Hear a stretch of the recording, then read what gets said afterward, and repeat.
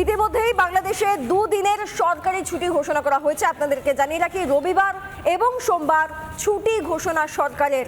বাংলাদেশে দুদিনের সরকারি ছুটি ঘোষণা, রবিবার এবং সোমবার ছুটি ঘোষণা। সমস্ত সরকারি বেসরকারি আধা সামরিক সংস্থা বন্ধ থাকবে।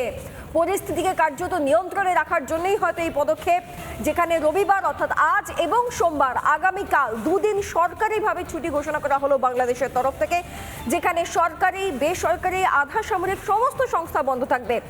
খোলা থাকবে কোন কোন ক্ষেত্রগুলো? খোলা থাকবে বিদ্যুৎ, জল, দমকল এবং অন্যান্য জরুরি পরিষেবা, অর্থাৎ যে জরুরি পরিষেবাগুলো মানুষের নিত্য প্রয়োজনীয় অংশের মধ্যে পড়ে, সেখানে বিদ্যুৎ, জল, দমকল এবং জরুরি পরিষেবা চালু থাকবে বাংলাদেশে। তবে আপনাদেরকে বলে রাখি যে আজকে বাংলাদেশে সুপ্রিম কোর্টে যে শুনানি রয়েছে, সেই শুনানি নিঃসন্দেহে গুরুত্বপূর্ণ হতে চলেছে। সেই শুনানির পর কি রায় আসে, সেই রায় গুরুত্বপূর্ণ হতে চলেছে বাংলাদেশের সার্বিক পরিস্থিতিকে স্বাভাবিকতায় ফিরিয়ে আনার জন্য। যারা সেখানে ঘোলা জলে মাছ ধরতে চাইছে, যে সমস্ত বিদেশি শক্তিগুলো কাজ করছে এবং মূলত ভারত বিরোধী শক্তিগুলো কাজ করছে, বাংলাদেশের পুরনো শত্রু যারা, তারা ষড়যন্ত্র করছে বলে অভিযোগ উঠে আসছে, সেখান থেকেই সেখানকার মানুষের উঠে আসছে। কাজে সেই সমস্ত পরিস্থিতিগুলো থেকে অবসান করতে পারে, মুক্তি করতে পারে এই একটা মামলার শুনানির রায়ের পর। এই মুহূর্তে আরো একটা আপনাদেরকে ছবি দেখাচ্ছে। অগ্নিকণ্ঠ বাংলাদেশ সমস্ত সরকারি সংস্থা বন্ধ, এবং তার কারণটা আপনারা এই মুহূর্তে ছবিতে দেখতে পাচ্ছেন।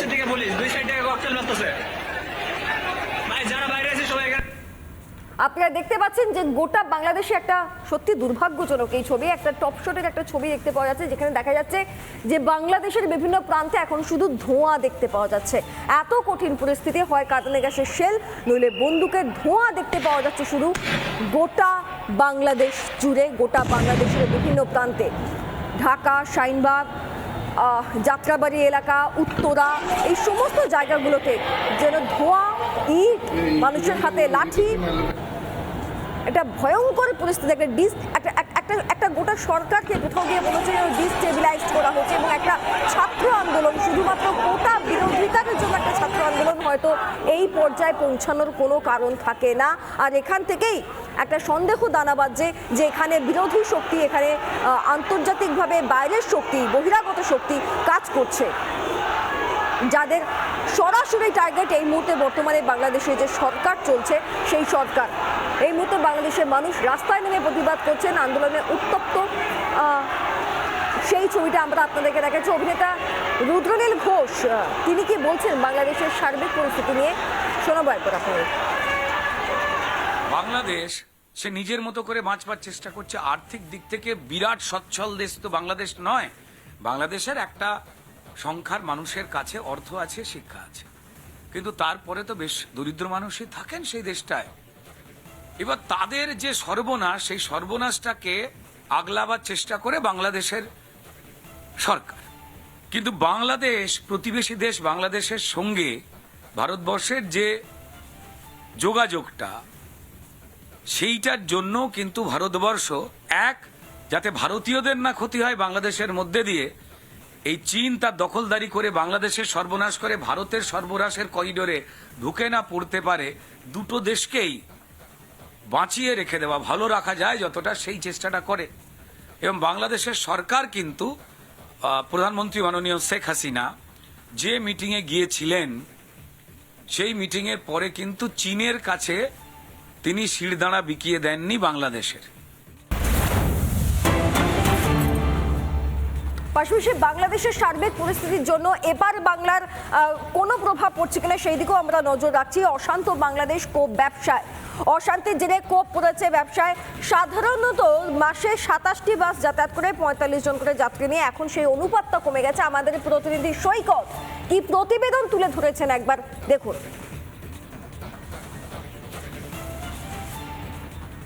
বাংলাদেশের উত্তাল পরিস্থিতির জেরে প্রভাব পড়েছে দুদেশের বাস সার্ভিসে।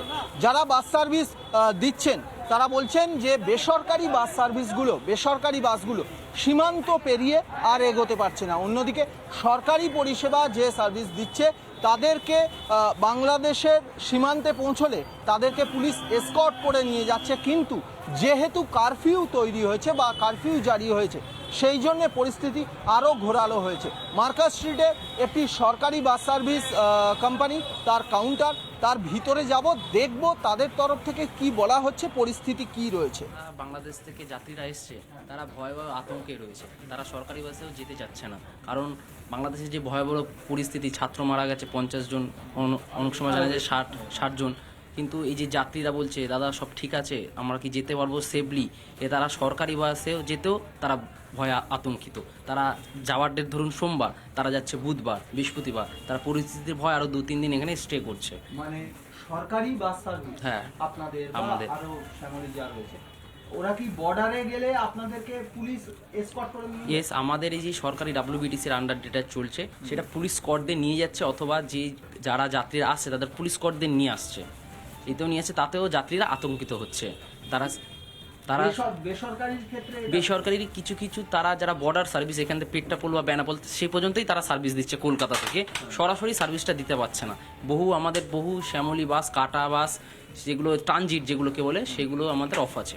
এমনি বছর আপনাদের গোটা বছরে আপনাদের কটা বাস ওপার এপার করে, মানে যাতায়াত করে, এবং একটা বাসে কতজন যায়? আমাদের সরকারি বাসে প্রতিদিনই আছে সানডে অফ ছাড়া আমাদের সরকারি প্রতিদিন। কিন্তু কাটা বাস আর যেগুলো ট্রানজিট বাস, সেগুলো কোনো ঠিক থাকে না, যখন চাপ থাকে তখন বেড়ে যায়, আর যখন চাপ থাকে তখন কমে যায়। না এমনি মানে ডাইরেক্ট সার্ভিস কতগুলো? তো সপ্তাহে 9টা, আর মাসে হচ্ছে 3 নং 27টা সার্ভিস আমাদের আপ ডাউন। এই বিগত 3 দিনে 27টা, মানে বিগত 3 দিনে ওই রেশিওতে যাচ্ছে, ওই রেশিওতে যাচ্ছে, কারণ আমাদেরটা কিছুটা সিকিউর হচ্ছে, আমরা পুলিশ স্কোয়াড দিয়ে নিয়ে যাচ্ছে অথবা নিয়েছে, তার জন্য তারা সিকিউর মনে করে আমাদের বাসেই টিকিট কাটছে। যারা পেশেন্ট তাদেরই ছাড়ছে ওপার থেকে। এমনই কি যে পুলিশ স্কোয়াড দিয়ে নিয়ে আসার সময়ও তারা আমাদের গাড়িকে আটক করছে, আটকে রাখছে, দেখছে যদি পেশেন্ট থাকে সেই হিসাবে তারা ছাড়ছে। কিন্তু এমনই পুলিশ স্কোয়াড দিয়ে যে নিয়ে আসছে নিয়ে যাচ্ছে সেটা কোনো কথা না, তাও গাড়ি কিছু সময় আটকাচ্ছে। বেসরকারি বাস পরিষেবা বেশ কিছুটা ব্যাহত হয়েছে, তবে সরকারি বাস পরিষেবা নর্মাল হচ্ছে। এর অর্থ কলকাতা থেকে বাংলাদেশের সীমান্ত পর্যন্ত যাওয়া যাচ্ছে, এবং বাংলাদেশের সীমান্তে গিয়ে পুলিশের তরফ থেকে এসকর্ট করে সরকারি বাস পরিষেবা, সেই বাসগুলিকে বাংলাদেশের ভিতরে পুলিশ নিজেরা নিয়ে যাচ্ছে। কিন্তু বেসরকারি বাস পরিষেবা বা বেসরকারি বাস সার্ভিসে সেই পরিষেবাটা মিলছে না, যার ফলে সেগুলো সীমান্তে গিয়েই আটকে যাচ্ছে। তবে সরকারি বাস সার্ভিসে যেহেতু পুলিশের তরফ থেকে এসকর্ট করে যাত্রীদের নিয়ে যাওয়া হচ্ছে, তাই যাত্রীরা নিরাপত্তার জন্য এই সরকারি বাস সার্ভিসের কাছেই বুকিং করছেন। তবে সেটা নির্ধারিত দিনে নয়, বেশিরভাগ ক্ষেত্রে রিশিডিউল করতে হচ্ছে টিকিট।